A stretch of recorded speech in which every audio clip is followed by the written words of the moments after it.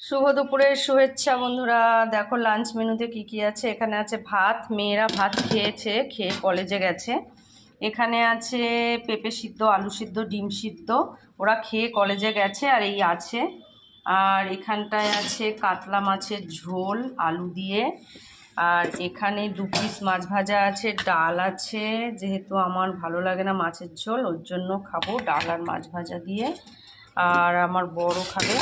এখানে আছে ওল চিংড়ি, ওল দিয়ে আলু দিয়ে চিংড়ি মাছ দিয়ে চিংড়ি মাছের ঝোল। আর এখানে আর একটা জিনিস আছে যেটা হচ্ছে আমার মেয়ে একাই খায়, মানে আমার বড়টা খায়, কাঁকড়া। কাঁকড়া একদম ভাজা ভাজা করে মাখা মাখা করে দিয়েছি, ও খাবে। আর আমার শাশুড়ি মা খাবে, আর কেউ খায় না। চলো বন্ধুরা, এটাই ছিল আজকের আমাদের লাঞ্চ মেনু। শুভ দুপুরের শুভেচ্ছা। আর বাইরের ওয়েদারটা শুধু দেখো, একদম